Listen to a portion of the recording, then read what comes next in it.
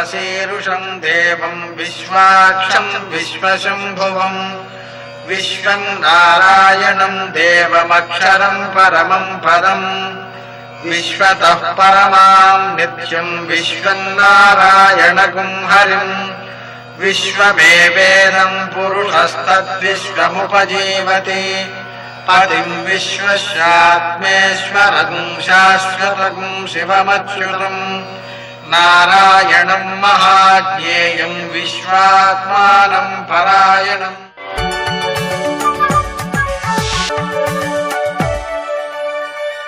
सूर्यशौर्यमथेन्दुरिन्द्रपदवी सन्मङ्गलं मङ्गलम्। मर्कटेश महोत्साह सर्वशोक विनाशना शत्रून् संहर मां रक्ष శ్రీయందాపయ మే ప్రభో। నేటి కాలమాన విశేషాలను గమనిద్దాం. స్వస్తి శ్రీ చాంద్రమాన దుర్ముఖనామ సంవత్సరం దక్షిణాయనం వర్ష ఋతువు శ్రావణ మాసం కృష్ణపక్షం మంగళవారం. సూర్యోదయం 6:05 సూర్యాస్తమయం 6:28 తిథి త్రయోదశి మధ్యాహ్నం 2:05 వరకు, నక్షత్రం పుష్యం ఉదయం 9:13 వరకు, వర్జం రాత్రి 10:20 నుంచి 11:59 వరకు, దుర్ముహూర్తం ఉదయం 8:34 నుంచి 9:23 వరకు, మరల రాత్రి 11:07 నుంచి 11:53 వరకు. అమృతకాలం లేదు. మంగళవారం కాబట్టి రాహుకాలం మధ్యాహ్నం 3 నుంచి 4:30 వరకు. అష్టకవర్గ రీత్యా శుభప్రదమైన సమయం ఉదయం 7 గంటలకి. నేటి విశేషాలు: శ్రావణ మంగళవారం వ్రతం మంగళగౌరీ వ్రతం. ఇది చివరి మంగళవారం కాబట్టి ఆ మంగళగిరి వ్రతాన్ని చక్కగా ఆచరించుకుంటూ ఉంటాం. ఆ సమయంలో పంచిపెట్టేటువంటి వాయనాల్లో ఉండే శనగలు పసుపులో నానబెట్టి, అలాగే చలిమిడి బెల్లంతో చేసి వీటిని పంచడం ద్వారా చంద్రుని యొక్క, కుజుని యొక్క, గురుని యొక్క అనుగ్రహంతో ప్రసన్నమైన మనస్సు, ప్రశాంతమైన జీవనము, సౌభాగ్యము, సత్సంతానం మొదలైన ఉత్తమ ఫలితాలన్నింటినీ కూడా మనం పొందగలుగుతాం. అందుకని ఈ మంగళగౌరీ వ్రతాన్ని ఆచరించుకోవడం జరుగుతుంటుంది. అలాగే చతుర్దశి మరియు మంగళవారం కలిసి వచ్చినందువలన కృష్ణ అంగారక చతుర్దశి అని అంటారు దీన్ని. కృష్ణ అంగారక చతుర్దశి వ్రత సందర్భంగా అంగారకుణ్ణి ఆరాధించడం ద్వారా అప్పులు తొలగిపోతాయి. అంటే మంగళవారము, చతుర్దశి, బహుళపక్షం ఈ మూడిటి యొక్క సమ్మేళనంలో ఇది ఏర్పడుతుంది. దాని ఆచరణ ద్వారా మనం అప్పుల్ని జయించగలుగుతాం. అలాగే మాస శివరాత్రి కూడా ఉంది ఈ రోజున. ఆ కారణంగా 8 కాలాలలో శంకరుని ఆరాధన, లేదా కనీసం 4 కాలాల్లో ఆరాధన, అర్ధరాత్రి అలాగే సాయంకాలం ప్రదోష సమయంలో ఆ శంకరుణ్ణి ఆరాధించుకోవడం ద్వారా ఉత్తమ ఫలితాలు సిద్ధిస్తాయి. ఉపవాసం ఉండాలి, రాత్రి కూడా జాగారం చేయాలి, ఆ శంకరుణ్ణి ఆరాధించుకోవాలి. తద్వారా భౌతికమైనటువంటి, ఆధ్యాత్మికమైనటువంటి ఒక సమగ్రమైన జీవన విధానానికి శంకరారాధన చాలా బాగా ఉపకరిస్తుంది. నేటి ఆణిముత్యాలు: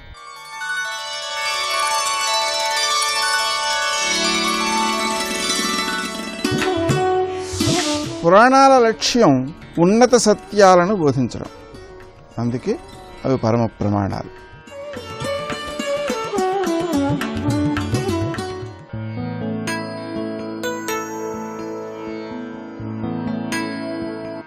నిరాసక్తత, నిర్లిప్తత, నిరాశ ఎప్పుడూ మీ వెంటే ఉంటున్నాయంటే మీ ఆత్మకి విరుద్ధంగా మీరు ప్రవర్తిస్తున్నారని అర్థం.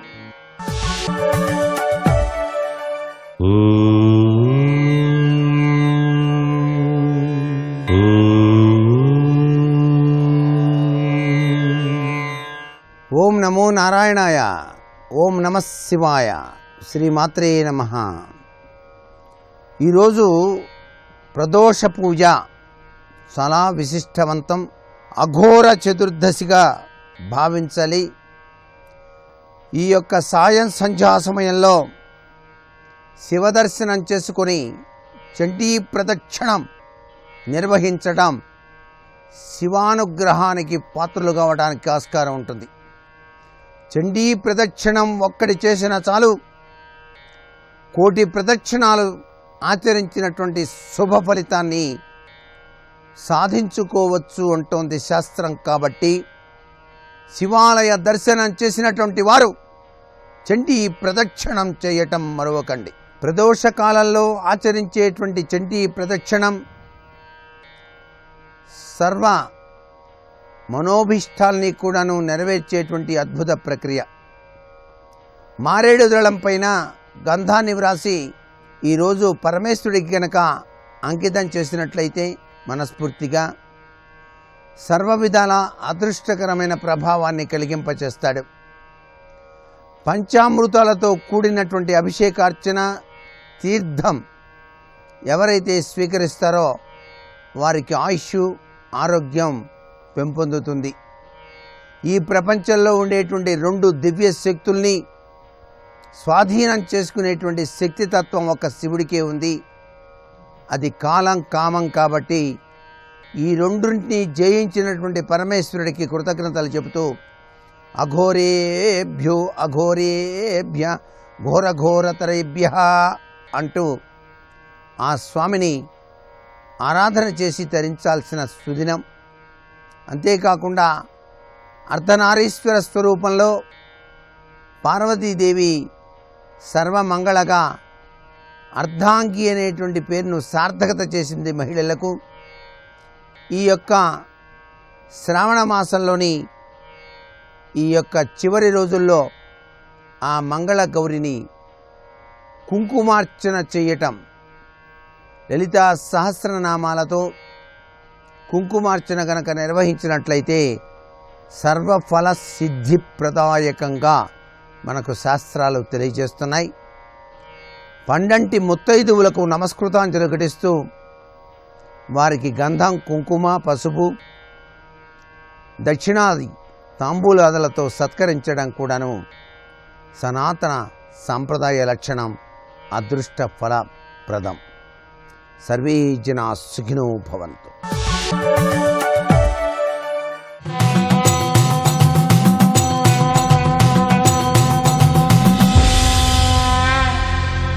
శతక సాహితీ సరస్వతికి నమస్కారం.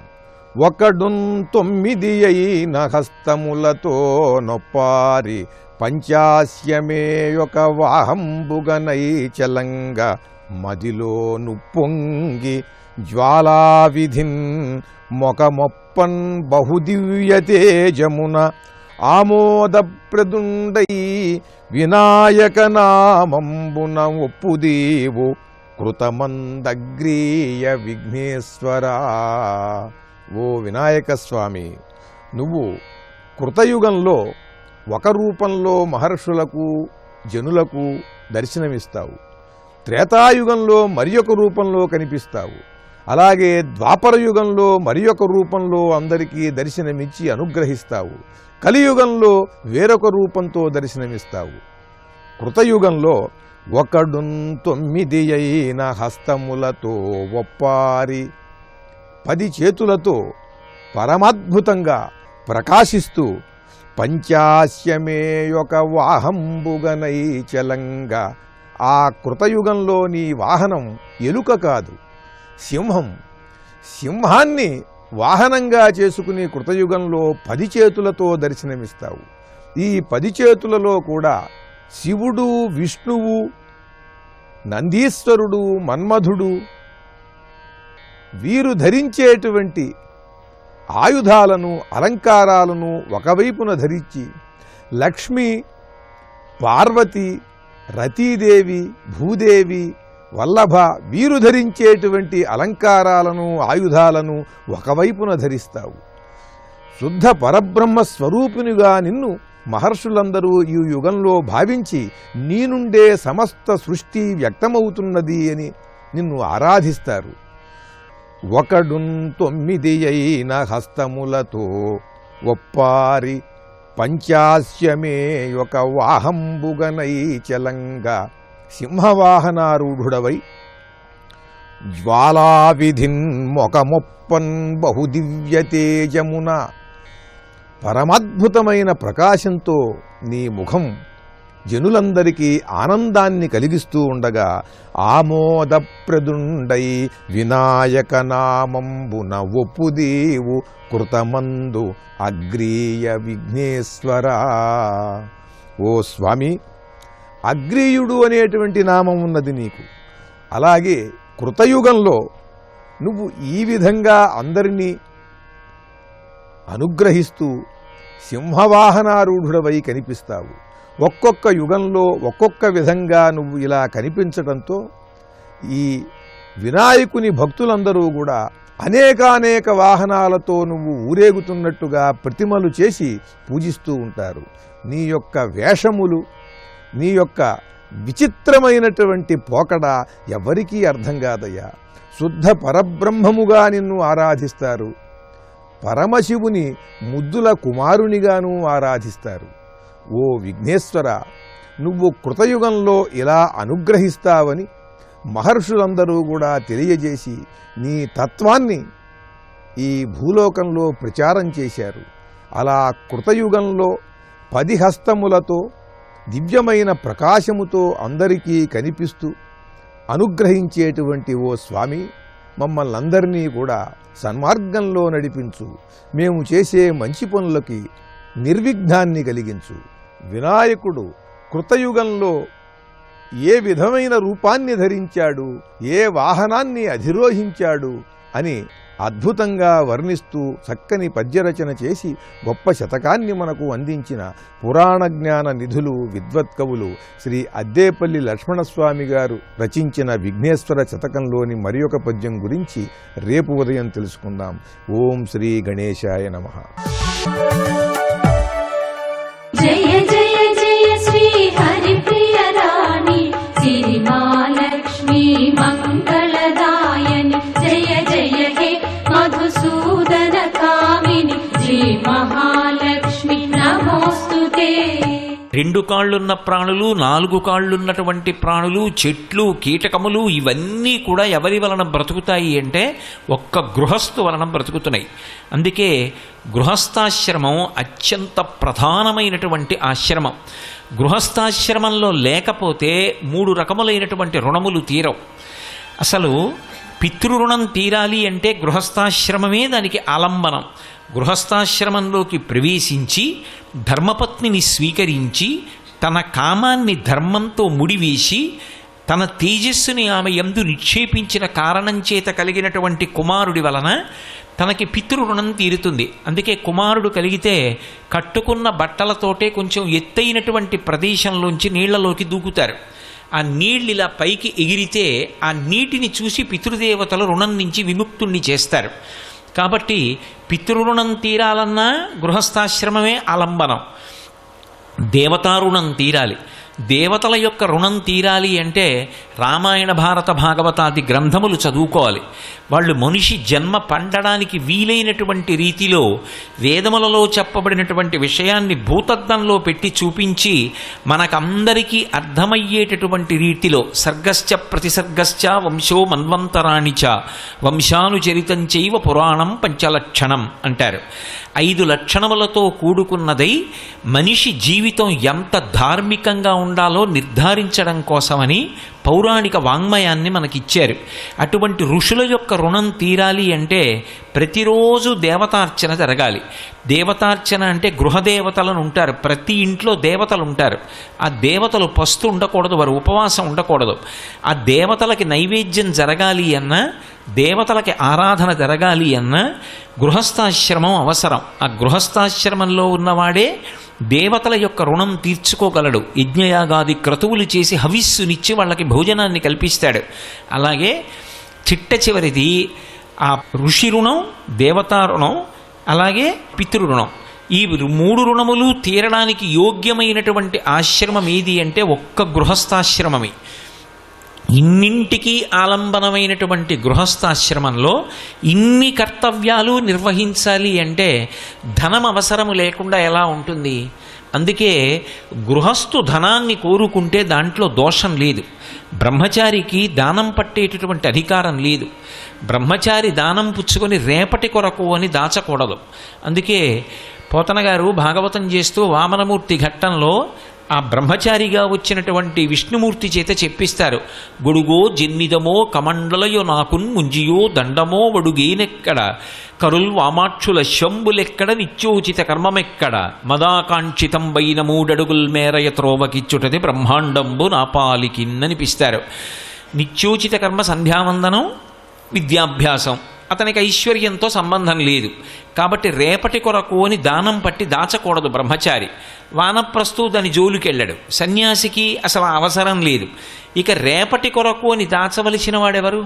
తన బిడ్డల కోసం, ఇంటికొచ్చే అతిథుల కోసం, తాను దాన ధర్మాలు చెయ్యడం కోసం, తన జీవితానికో ప్రయోజనం కలగడం కోసం డబ్బు సంపాదించాలనేటటువంటి ఆర్తి పొందవలసినటువంటి వాడు ఒక్క గృహస్థే. గృహస్థుకి డబ్బు సంపాదించాలి అని కోరిక ఉన్నదనుకోండి, అది దోషము అని చెప్పకూడదు. తనంత తానుగా ఈశ్వర కటాక్షంగా విశేషంగా ద్రవ్యం లభించిందనుకోండి, అది లక్ష్మీ కటాక్షం కాదు. తాను వెంపర్లాడాడనుకోండి డబ్బు కోసం, అప్పుడు తాను డబ్బు సంపాదించగలడేమో కానీ అత్యంత ముఖ్యమైన వేరొక కోణాన్ని పోగొట్టుకుంటాడు. అందుకే డబ్బు ఒక్కటే జీవితంలో లక్ష్యం కాకూడదు. కానీ గృహస్థుకి మాత్రం ధనం అత్యంత అవసరం. అటువంటి ధనం కలగకపోతే ఆ జీవితం చాలా క్లేశభూయిష్టంగా ఉంటుంది. ధనాన్ని ఆశ్రయించి క్షుత్ అంటే ఆకలి తీరడము అనేటటువంటిది ఉంటుంది. ఆకలి తీరాలనుకోండి అన్న సమృద్ధి ఉండాలి. అన్నం ఉండాలనుకోండి ధనం ఉండాలి. ధనం లేదనుకోండి అసలు క్షుత్పిపాసామలాం జ్యేష్ఠామలక్ష్మీర్నాశయాం యహం అంటారు శ్రీ సూక్తంలో. క్షుత్ అంటే ఆకలి, పిపాస అంటే దాహం. అవి రెండూ అత్యంత బాధాకరం. తాను బాధపడ్డం వేరు, యజమాని తన కన్నుల ముందు తన బిడ్డలు అన్నం లేక నీళ్లు లేక బాధపడుతున్నారనుకోండి, అది రెండు రకాలైన దుఃఖానికి కారణం అవుతుంది. ఒకటి తన శరీరం శోషించిపోతుంటుంది. రెండు తాను తినలేదు అన్న బాధ కన్నా తనని నమ్ముకున్న భార్యాబిడ్డలకి అన్నం లేదు అన్న మాట విశేషమైనటువంటి ఖేదాన్ని మానసికంగా కల్పిస్తుంది. ఈ రెండూ లేకుండా ఉండాలి అంటే లక్ష్మీదేవి యొక్క అనుగ్రహం కలగాలి. ఆవిడ పేరే లక్ష్మి. లక్ష్మి అన్న మాట ఎందుకు వచ్చింది అంటే లక్ష్యతే ఇది లక్ష్మి అని.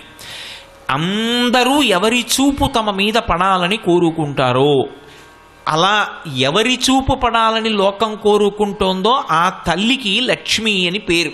అందుకే లక్ష్మీ కటాక్షం అంటారు. కటాక్షం అంటే ఇదో ఇలా కళ్ళు తెరిచి ఇలా ఎదురుగుండా చూడక్కర్లేదు ఆవిడ. ఇలా చూసినా చాలట. ఇలా క్రీగంట చూసిందనుకోండి కటాక్షం అంటారు. కటాక్షం అంటే కడగంటి చూపు, కంటి చివరి నుంచి చూసినటువంటి చూపు, పొట్టి చూపు అంటారు. ఇలా చూశాననుకోండి, ఏదో నా కంటికి కనపడినంత దూరం చూస్తాను, దాన్ని పొడుగు చూపు అంటారు. పొడుగు చూపు గొప్పదా, పొట్టి చూపు గొప్పదా అంటే అనుగ్రహాన్ని వర్షించేటప్పుడు పొడుగు చూపు గొప్పది కాదు, పొట్టి చూపు గొప్పది.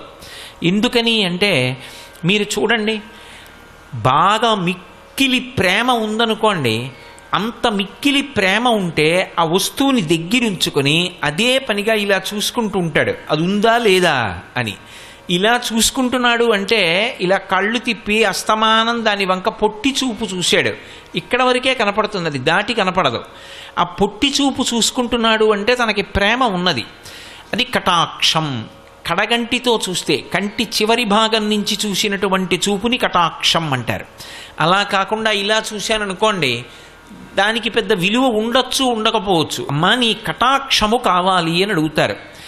ఆ తల్లి అనుగ్రహం దేని చేత వర్షింపబడుతుంది అంటే ఆమె యొక్క కటాక్షము చేత. అంటే ఆమె కడగంటి చూపు చాలు ఎంతటి ఐశ్వర్యాన్నైనా ఇచ్చేస్తుంది, ఎంతటి శక్తినైనా కటాక్షించేస్తుంది. అంత గొప్ప చూపు కలిగినటువంటి తల్లి కనుక, చూపుల చేత పోషించగలిగినటువంటి తత్వం ఉన్నది కనుక, తన చూపుల చేత లోకమంతటినీ కూడా అనుగ్రహించగలిగినటువంటిది కనుక ఆ తల్లికి లక్ష్మి అని పేరు వచ్చింది.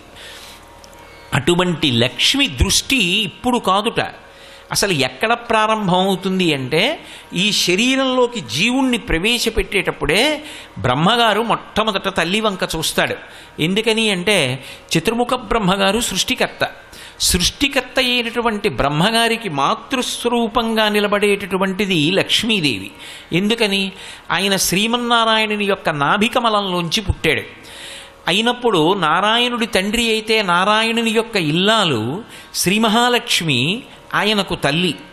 ఆయన ఒక జీవుణ్ణి శరీరంలోకి పంపిస్తున్నాడు అనుకోండి, ఇతర ప్రాణులకు ఈ బాధ ఉండదు. అసలు మనుష్యులలోనే గృహస్థాశ్రమంలో ఉన్నవాడికి తప్ప ఇతర ఆశ్రమంలో ఉన్న వాళ్ళకి ధనంతో అంత పెద్ద సంబంధం లేదు అంటే ఇక మిగిలిన ప్రాణులకు ధనంతో పెద్ద సంబంధం ఏమి ఉంటుంది? ఉండదు. వాటికి ఉండేటటువంటి కష్టసుఖాలు చాలా చాలా చాలా తక్కువ. గృహస్థాశ్రమంలోకి వెడుతున్నప్పుడే స్నాతకంలో చెప్తాడు గురువుగారు, నువ్వు గృహస్థాశ్రమంలోకి వెడుతున్నావు, మాతృదేవోభవ, పితృదేవోభవ, ఆచార్య దేవోభవ, అతిథి దేవోభవ అంటాడు. అతిథి ఈశ్వర స్వరూపం కాబట్టి అతిథికి పెట్టి తినాలి. అంటే గృహస్థుకి డబ్బు కావాలా వద్దా?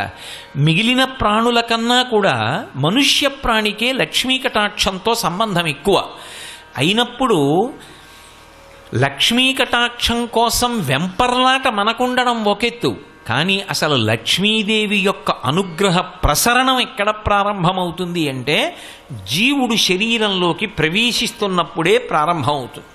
అందుకే అది ఎవరు కానివ్వండి, లలాట లిఖితారేఖాం పరిమాష్ట్రం నశక్యతే, లలాటమనందు వ్రాయబడినది తీయడం సాధ్యం కాదు అంటూ ఉంటారు కదూ. అంటే సాధనాబలం చేత దాటుతాడు. బ్రహ్మగారు ఒక పుర్రెలోకి జీవుణ్ణి ప్రవేశపెట్టే ముందు పుర్రె చేత్తో పట్టుకుని ఏమేమి ఇవ్వాలి అన్నది రాసి అతనికి ఇవ్వవలసినటువంటి ఐశ్వర్యం అన్న దగ్గర రాసి అమ్మ వంక ఇలా చూస్తాట, లక్ష్మీదేవి వంక. అలా కూర్చుంటుంది ఆ తల్లి.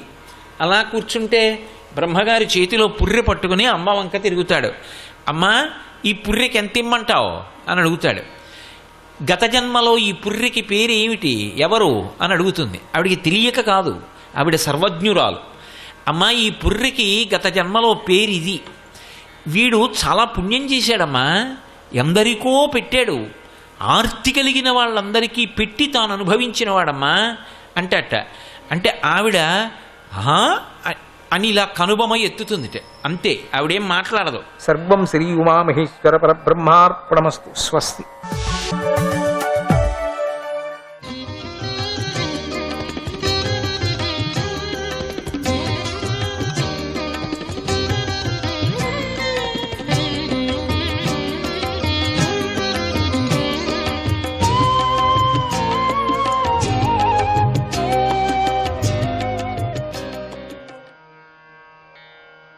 మాధవాయ నమః.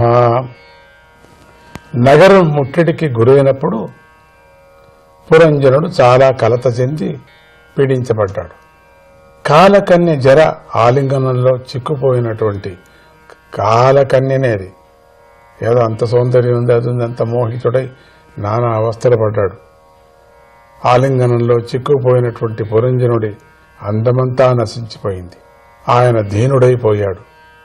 అయినా కూడా ఆయన మనస్సు ఇంకా విషయభోగాలు ఎంతో ఆసక్తి కలిగి ఉంది. ఆ కాలకన్య వచ్చి చూడండి, అది సాధారణం కాదు, మాయా కాల. వీటిని అట్లా తొయ్యటానికే వచ్చిందనమాట. ఇంకా ఆసక్తి కలిగి ఉంది. ఇంత అయినా కూడా మొత్తం అంత ఏమీ లేకోకుండా పోయాడు, పిప్పిలైపోయినాడు, ఏమీ లేదు. విషయభోగాలేందు మనస్సు ఆసక్తిగా ఉంది, శరీరం సహకరించటం లేదు.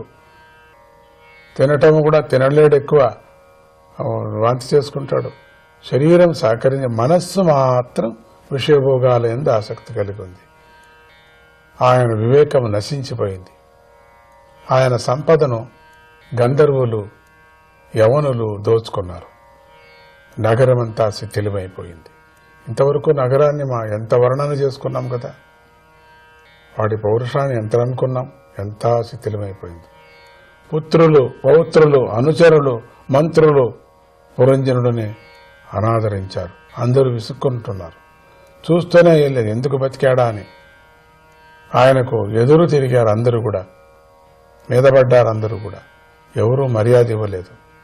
ఆయనపై భార్య అయినటువంటి పురంజనికి కూడా ప్రేమ తగ్గిపోయింది. శత్రువుల చేతికి చిక్కిన పంచాల దేశం పాడైపోయింది. పురంజనుడు కాలకన్య జర చేత ఆక్రమించబడిపోయాడు. ఆమెకు వశుడైపోయాడు. తన పరిస్థితిని పురంజనుడు తెలుసుకొని అంతులేని దుఃఖాన్ని పొందాడు. దీని నుండి బయటపడే ఉపాయమే ఆయనకు తోచలేదు. కాలకన్య జర కారణంతో భోగ వస్తువుల సారం ఆయన అనుభవానికి రావటం తగ్గిపోయింది. అయినా కూడా ఆయన వాటినే కోరుకోసాగాడు. ఏ కొంచెం కూడా పుణ్య సంపాదన చేయకపోవటంతో ఆయనకు పుణ్యలోక ప్రాప్తి కలగదు. ఏ లోకంలో పుత్రుల యొక్క ప్రేమ కూడా ఆయనకు లభించలేదు. అందుచేత వారి ప్రేమను పొందటానికై ఆయన పుత్రులను భార్యను బుజ్జగించసాగాడు. ఆయన ఇహపరాల రెండిటికీ దూరమైపోయాడు. కాలక్షేపం చేయసాగాడు. ఆయన పురాన్ని గంధర్వులు యవనులు పూర్తిగా ఆక్రమించేశారు. కాలకన్య పురాన్ని నాశనం చేసేసింది. పురంజనుడు మనస్సు అంగీకరించకపోయినా ఆ పురాన్ని విడిచిపెట్టే ప్రయత్నం చేయసాగాడు. ఇంతలో యవన ప్రభువైన భయుని అన్నగారు ఆయన ప్రాజ్వారుడు ఆ పురంలోకి ప్రవేశించాడు. ప్రజ్వారుడు అనేటువంటి వాడు. భయుడు తన సోదరుణ్ణి సంతోషింపజేయాలని పురానికి అంతటికీ నిప్పు పెట్టేశాడు. పురం తగలబడిపోతుండగా కుటుంబం మీద మమకారము అభిమానం గల పురంజనుడు నగర ప్రజలతోనూ సేవకులతోనూ పుత్రులతోనూ భార్యతోనూ కలిసి ఎంతో తాపాన్ని అనుభవించాడు. అందరూ లభోదివమన్నారు. కాలకన్యతో పురం కబలించబడుతుండగా పురపాలకుడైన పామును యవనులు ముట్టడించారు. ప్రజ్వారుడు కూడా వచ్చి పామును పీడించాడు. అప్పుడు పాము ఎంతో బాధపడింది. అప్పుడు ఆ పాము పెద్ద విపత్తు వచ్చి పడటంతో పాము వణికిపోతూ పురాన్ని రక్షించలేకపోయింది. కాలిపోతున్న వృక్షం త్వరలో ఉన్న పాములాగా కాలిపోతున్న పురం నుండి ఆ పాము భయంతో వణికిపోతూ బయటపడాలని చూడసాగింది. ఆ పాము యొక్క అవయవాలన్నీ శిథిలమైపోయాయి. దాని యొక్క పౌరుషాన్ని గంధర్వులందరూ కూడా అపహరించారు. అది పారిపోవాలని చూస్తూ ఉండగా శత్రువులైన యవనులు అడ్డుకున్నారు. అప్పుడు ఆ పాము ఎటూ దారి లేక గట్టిగా ఏడ్చింది. గృహస్థుడైన పురంజనుడు మాత్రం శరీరమందు నేను అనే బుద్ధిని, దేహానికి సంబంధించిన ఇంటిలో నాది అనే బుద్ధి కలిగి ఉన్నాడు. ఇటువంటి భ్రాంతి గల ఆయనను భార్య విడిచిపెట్టగా పురంజనుడు దీనుడైపోయాడు. ఆయన వద్ద నాది అనదగిన ఇల్లు, కొద్దిగా ధనం, సామాగ్రి మాత్రమే మిగిలాయి. కొట్టుమిట్టాడుతున్నటువంటి ఆ సమయంలో కూడా పురంజనుడు తన కొద్దిపాటి ఆస్తి గురించి, కొడుకులు, కోడళ్లు, మనువులు, అల్లుళ్ళు, సేవకుల గురించే చింతిస్తూ కాలం గడపసాగాడు. నేను నగరానికి, ఆ పరలోకానికి వెళ్లిన ఈ నగరం వదిలి తరువాత నా భార్య భర్త లేనిదై పెద్ద కుటుంబాన్ని ఎలా పోషిస్తుందో, పిల్లల గురించి దుఃఖిస్తూ రోజును ఎలా గడుపుతుందో నా భార్య. ఆమె పతివ్రత. అటువంటి ఆమె నేను ప్రక్క ఊరికి వెళితే నా వియోగాన్ని భరించలేక కృషించిపోయేది. అయ్యో, ఎంత వ్యామోహం చూడండి. చచ్చిపోయే సందర్భంలో కూడా అంతటి ఆమె నేను మరణించిన తర్వాత ఈ ఇంటి వ్యవహారాలను చక్కబెడుతుందా? చక్కగా నడపగలదా? నా పుత్రులకు పుత్రికలకు నేను తప్ప మరొక దిక్కు లేదు కదా. నేను మరణిస్తే వారు దీనులైపోతారు. నడి సముద్రంలో నావ పగిలిపోయినప్పుడు దురవస్థల పాలైన యాత్రికుల్లాగా వీరందరూ ఎలా జీవిస్తారో అని ఈ విధంగా పురంజనుడు దీనుడై దుఃఖించసాగాడు. వాస్తవంగా చూసినప్పుడు అది ఆయనకు కలగవలసిన దుఃఖం కాదది. ఇంతలో యవనరాజు భయుడు తన సైన్యంతో వచ్చి పురంజనుడిని పట్టుకున్నాడు. ఈ విధంగా యవనులు పురంజనుడిని పశువులాగా ఆయనను తన స్థానం నుండి తీసుకొని పోతుండగా ఆయన అనుచరులు ఎంతో కలత చెంది దుఃఖిస్తూ ఆయన వెంట నడిచారు. పురంలో శత్రువుల ముట్టడి తీవ్రమైపోవటంతో పురాన్ని పాలిస్తున్న పాము పూర్తిగా బలహీనమైపోయింది. పురాన్ని విడిచిపెట్టి వెళ్లిపోయింది. తక్షణమే ఆ పురం శిథిలమైపోయింది. చుట్టూ ఉన్న ప్రకృతిలో కలిసిపోయింది. బలవంతుడైన యవనుడు పురంజనుడిని బలవంతంగా లాగసాగాడు. కాని అజ్ఞానంతో కప్పబడిన పురంజనుడు తనకు పూర్వం మేలు చేసిన మిత్రుడైన అవిజ్ఞాతుడిని గుర్తు చేసుకోలేకపోయాడు. పురంజనుడు పూర్వం క్రూరాత్ముడై యజ్ఞంలో బలి అనే పేరుతో అనేక పశువులను వధించాడు. ఆ పశువులు ఆయన క్రూరత్వాన్ని గుర్తు చేసుకొని ఆయనను గొడ్డళ్లతో నరికాయి. అంతులేకుండా వ్యాపించి ఉన్న అజ్ఞానంలో నిండా మునిగిపోవటంతోనూ భార్య యందు ఆసక్తి కలిగి ఉండటంతోనూ పురంజనుడి మనస్సు కలుషితమైపోయింది. అతడికి స్మృతి కూడా నశించింది. అతడు చిరకాలం నిరంతరమైన దుఃఖాన్ని అనుభవించేస్తున్నాడు. తన మనస్సులో భార్యను మాత్రమే ధ్యానించటం వల్ల దుఃఖాన్ని పూర్తిగా అనుభవించిన తర్వాత ఆయన విదర్భ దేశానికి ఏమవుతున్నాడు చూస్తామా? గోవిందాయ నమః.